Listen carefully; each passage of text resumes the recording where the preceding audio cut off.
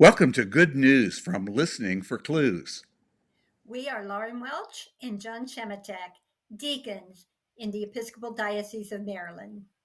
And today we've got some good news for you. We're going to be meeting our special guest, Daniel Jacoby, who is the Assistant Director of ERICA, which is the Episcopal Refugee and Immigrant Center Alliance.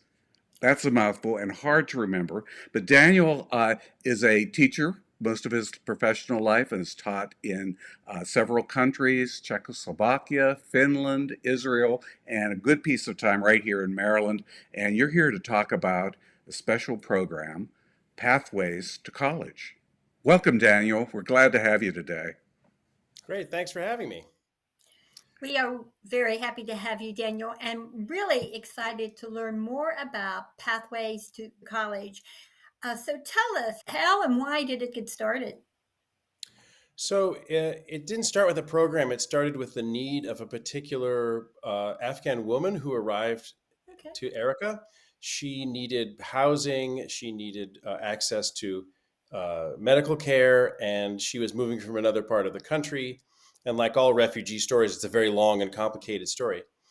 And when she came, she had all of these physical and practical immediate needs. And the thing that she said over and over again is she has to finish her education. She was in college when the Taliban took over, and she wanted to finish her degree. And she said, education will save my life. And so that is what we started doing, was helping her to get into a university and to find something that would be affordable. And we went to several universities, not knowing what would happen. And since I've had three children get into college, I know it's a long and unpleasant process.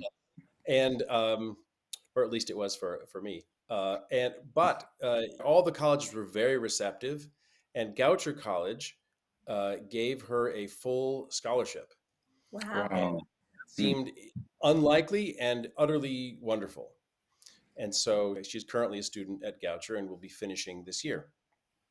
And then that seemed amazing. And then we learned of a family who had several children who were in college or about to start college, and they were living in the extended stay hotels by the airport. And we went down and introduced ourselves, and we tried to recreate what had happened with the first person. And Notre Dame of Maryland gave two of those young women full scholarships.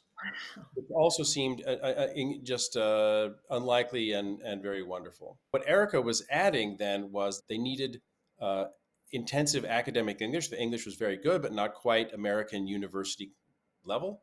And so Erica raised some money and then supported them through that English program.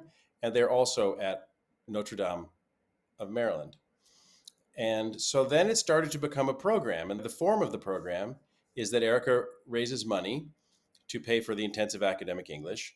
It provides pro bono college guidance from pro bono college guidance counselors who have been very generous with their time, and then guidance through the process of finding a place to go to college, and also to building relationships with the universities and colleges in the area uh, to try and make that path a little easier. If you're a displaced person, it's complicated if you're from Maryland.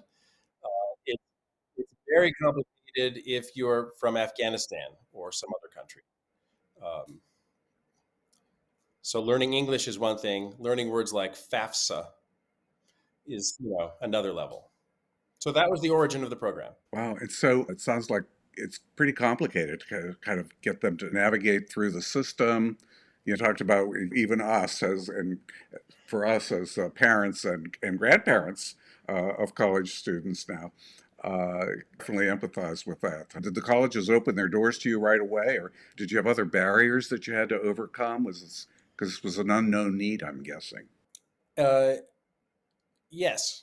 So one is just the practical matter of transferring credits from a foreign country. Another is making sure that the immigration status of the students will allow them to get federal funding.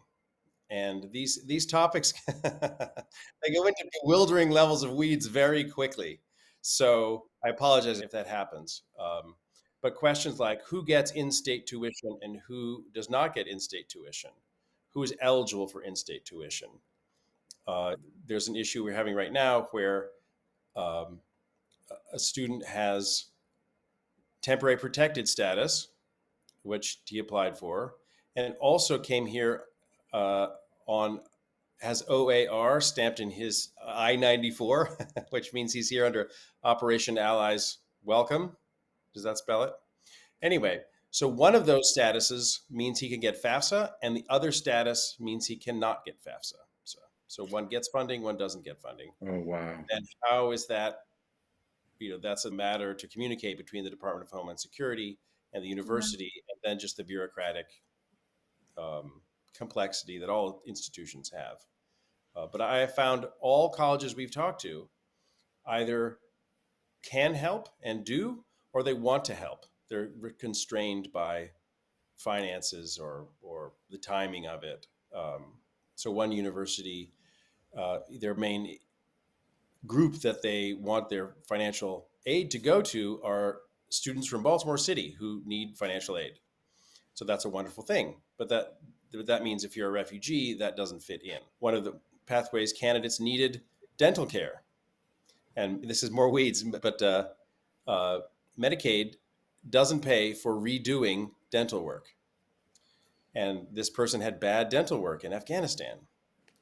And so it was a $4,000 bill. And like, that's just ching. But it's your teeth and you need to chew. And so I just asked my dentist over in Pikesville, and she said, sure, just have him come over on Saturday. And that was surprising and wonderful. And he showed up, and they just did it for free. Or there was another person who was an Ethiopian woman, and she had a very complicated situation, but one of her problems was tax and getting taxes and how to do that. And I asked my tax guy, because I am certainly not the person to go to for tax advice. And he said, sure, just have her call. And so I found people to be generous. That's good news. Yeah. If you ask, right? Is that the message? Just ask. ask. Just Right. ask. Yeah. Yeah. And asking personally. So, we have to raise money for Pathways, and we could use $250,000, but just asking, on this podcast, it might not arrive. But if I find individual people, and over time, people share what they can, it will slowly build. It has been so far. Yeah. People share when they hear stories. When you share the stories of the people that you're asking for. Yes. And that's the most powerful thing that we have. I mean, the currency of this whole enterprise is really gratitude, Yes. different forms of gratitude. But you do hear just horrendous stories about what it's like being a Hazara, trying to evacuate from Afghanistan. I don't know if you remember in 2001, there was a bomb at one of the gates of the Kabul airport, and they had gone through, but their parents hadn't gone through yet. And because of that bomb, they weren't killed, but they're still in Afghanistan. And those three got out, but their parents didn't. Those kinds of stories are almost unimaginable, or I guess at some level it is unimaginable. But then there are other stories of people just living their lives in a new circumstance and adjusting to a new culture and how people do things. For example, one couple, they arrived and it was late October, and so they're from Afghanistan, from the Muslim world and culturally Afghan, and some children arrived at their door on the 31st of October, and they goodness. had costumes on. And he said they opened bags that had candy in them. And she said, thank you so much. I'm so glad. No, you don't get candy from us. You get candy to us. And she said, really? Said, yes. And she said, I want chocolate. Is that good? They said, yeah, that'd be good. Stories like that are also, it's a wonderful, complex mix. But the task of Pathways is to help people get where they're going. I wouldn't want to use someone's story to further the program, although at some level you need to. Well, it makes it real for people, doesn't it? I mean, if they hear a story that sounds true and it's coming from the heart, Right. then it becomes much real. So, how does this whole thing affect you personally, Daniel? So this is one of the three kind of main areas at Erica. I'm trying to learn enough immigration law to be useful to get some kind of um, partial accreditation from the DOJ. Another is all the things that very small nonprofits do, raising money and organizing things and figuring out where the receipts went and that kind of thing. Um, and I would say the most emotionally rewarding part is certainly helping individual people get to where they want to go. And so uh, I think one of the difficulties is because I'm new to the nonprofit world, and I'm a I'm from the school world, and so there's a clear structure to schools, even though of course teenagers are inherently unpredictable. But on a Tuesday where you're supposed to do and what your responsibilities are and where you should go, and there's a structure to that. But in this world, it's much more free flowing, certainly in terms of when things happen and how things happen. And so it's been an adjustment to know when I'm not supposed to be doing things. Um, and also, the need is so gigantic, and I can help who I can help, and we all need to decide what the limits of that are. But that's been the difficult part, um, and it's just it's enormously satisfying to help, to gladden the hearts of people around us. We don't have much time, and it's good to be useful to other people, and so that's very, very satisfying to me. I hope to do this for as long as I can. Oh, that's great. That's great. Do you have, is there such a thing as a measure of success in this kind of a situation? I think the whole point is to help refugees and asylum seekers get what they want, and the more of that, the better. Has there been anything that surprised you that you didn't expect? I think the level of complexity of the laws that Well, yeah. govern our immigration system, I always knew it was very complicated. Initially, when I was just beginning, immigration lawyers seemed to speak an incomprehensible language and referring where the words seemed to have meanings I didn't quite understand. And then after I've learned more, now I can't speak without speaking in those terms. I gotta So say, you're learning a new language too.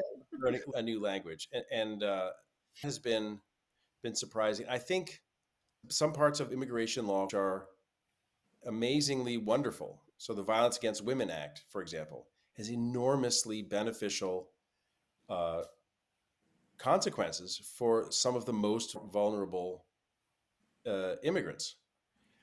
And then there are incredibly harsh parts, and which laws which are much harsher than I thought they would be.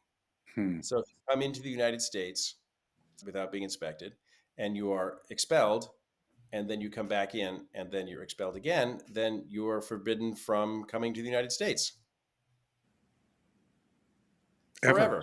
That's it. So, Yes. Daniel, I'm wondering, although I don't know that anyone's going to come forth with the 250,000 that you mentioned earlier, but people may come forth with something, or they may want to learn more about this or the Afghan situation for refugees or about Erica, and how can they become involved? How can they help?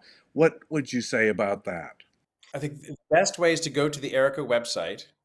That's www.erica-baltimore.org. Pathways to College is just one part of Erica, um, but to go there to learn more about what Erica is doing. And if someone wants to volunteer, everyone has different talents and abilities, and to just get in touch with me and we'll see what we can do. So there are things that are very difficult to find, like an immigration lawyer. there's an immigration lawyer or a college counselor or someone or a social worker who's looking for a place to do something good, then please call me.